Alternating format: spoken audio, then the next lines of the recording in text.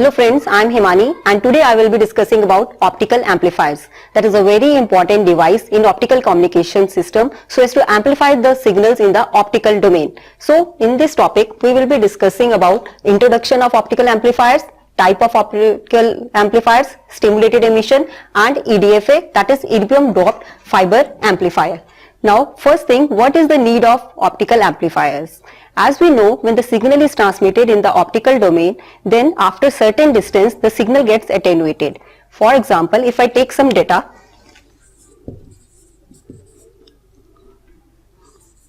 if the attenuation rate in a fiber is 0.2 dB per kilometer, then for a distance of 100 kilometer the attenuation will be 20 dB. That means the signal will be attenuated to a very large extent and it will be difficult to restore the signal at the receiver end. So there must be some device that is amplifying the signal in the optical domain. Earlier to the advent of optical amplifiers, we were using regenerators.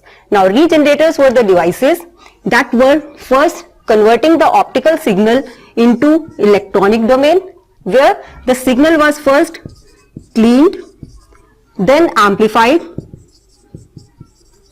and then again retransmitted in the optical domain.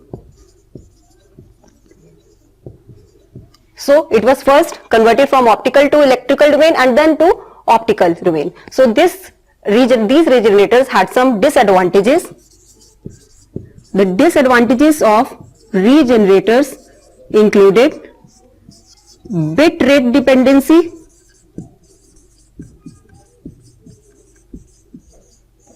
and modulation format dependency.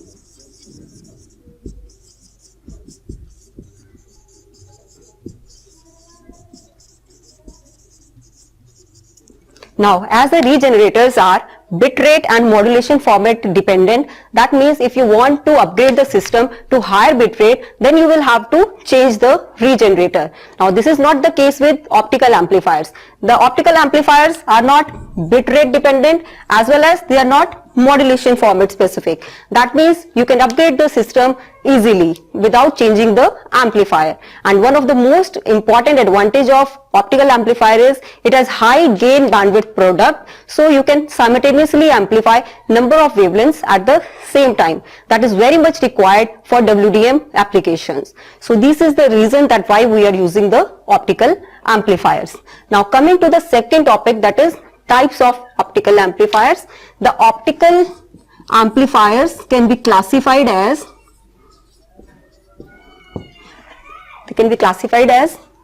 EDFA,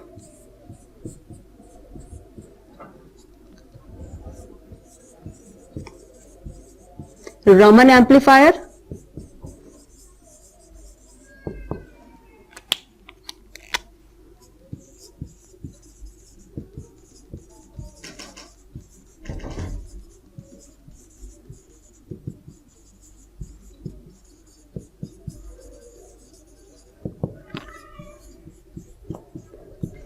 so the optical amplifiers can be classified as erbium doped fiber amplifier, Raman amplifier, semiconductor optical amplifier. All these amplifiers will be amplifying the signal in the optical domain. That means there will be no need to convert the signal into electronic domain. And all these amplifiers are based on a phenomena that is called stimulated emission. So firstly, all should be clear about the phenomena of stimulated emission.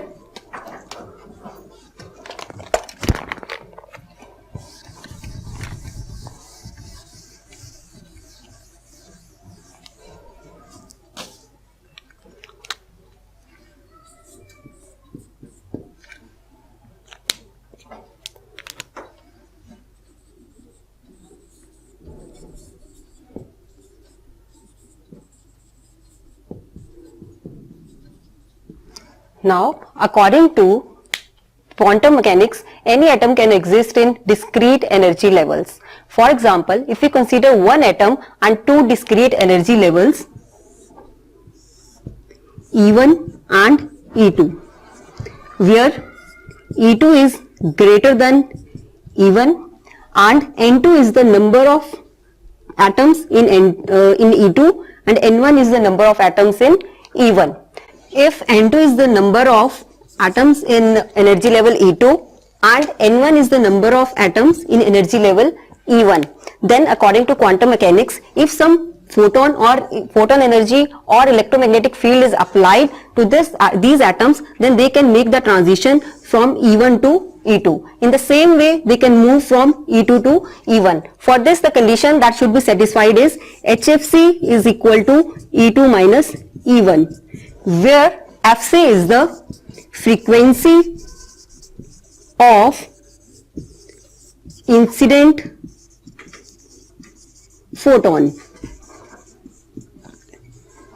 So if this condition is satisfied, then there can be transition from E1 to E2 or E2 to E1. Now, if the transition is from E1 to E2, transition from E1 to E2 is called absorption, as it is possible due to absorption of a photon. And if there is a transition from E2 to E1, then it is called emission. So two processes are there, one is absorption, another is emission, and if this emission is high, then we say there is some amplification. For this to occur, the number of atoms in the energy level E2, that is N2, should be greater than the number of atoms at energy level E1. So the condition is N2 should be greater than N1. In this case, there will be a phenomena called population inversion. So population inversion will be there, that will ultimately lead to amplification of the signal. Now what we do, we pump the signal, pump these atoms from the lower energy level to the higher energy level using some pump source, for example a laser. So the atoms will move from the energy level E1 to E2, the concentration of atoms at energy level E2, N2 will become greater than N1, population inversion will occur, and ultimately the amplification of the signal will occur. So this phenomena of stimulated emission will be utilized in the amplifiers EDFA, Raman and semiconductor optical amplifier. So today we will be discussing about erbium doped fiber amplifier. So now we will be discussing about erbium doped fiber amplifier. Now you can see the diagram. Here we are having a signal source, that is the signal that is to be amplified, that is at 1530 nanometer. We are using a pump source and this is our EDFA. We are not using any external device. Inside the fiber that is being transmitted from source to the destination, we are having a length of the fiber that is acting as erbium doped fiber amplifier. Now what we have done is the length of the fiber is doped with erbium ions.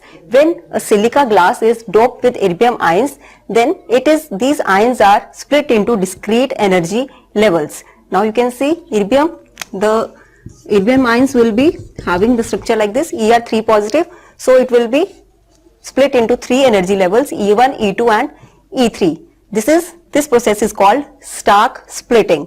Now after splitting of these discrete energy levels, this is not a single discrete energy level, there will be a band of energies, so the atoms can exist in anywhere in between these energy levels. So the concentration of the atoms will be non-uniform within these energy bands, and this concentration is non-uniform due to the process called thermalization. Now when it has separated into energy bands, when we apply the pump at 980 nanometer, now you can see our signal is at 1530 nanometer, but we are applying the pump source at a lower wavelength 980 or 1530. Why? Because we know that E is equal to H into C by lambda. So lower the wavelength, higher is the energy. So 980 nanometer means higher energy. Now the atoms will move from the lower energy level E1 to the energy level E3. That means 980 nanometer is sufficient to take the atoms from E1 to E3. Now when they move to E3, they will not remain at E3, they will move to the energy level E2 due to the process called spontaneous emission.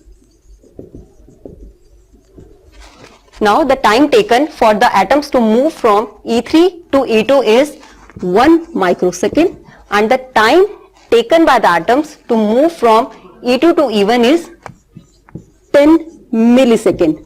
Now that means that atoms take more time to move from E2 to E1. Now if the concentration of atoms at E3 is N3, concentration at E2 is N2 and concentration at E1 is N1, then as the number of atoms at E2 are taking more time to move to E1, the concentration of atoms at E2 is more than the concentration of atoms at N1. That means N2 is greater than N1, and this is the perfect condition for population inversion to occur. And when the population inversion occurs, then the atoms moving from E2 to E1 will release energy in the range 15-30 nanometer, and due to this population inversion, the signal will be amplified. And our basic aim for this was to amplify our signal. The other elements that are used in the circuit are wavelength selective couplers, isolators, or residual pump. This wavelength selective coupler has been used so that the pump source that is at 90 nanometer, only this particular wavelength can be added to pump the ions in the erbium amplifier, and after the amplification has occurred, the signal should be separated from the residual pump. So another thing, isolator has been used so as to remove any back reflection, so that this device will not start acting as a laser. So these are all devices that are used for erbium doped fiber amplifier. The advantages of ADFA are pump source is easily available, it has high gain bandwidth product, and last but not the least, we are not adding any external element, and there is no need for optical to electrical to optical conversion. So this is one of the very important element that is used in optical communication systems. Thank you for listening to me. Have a nice day.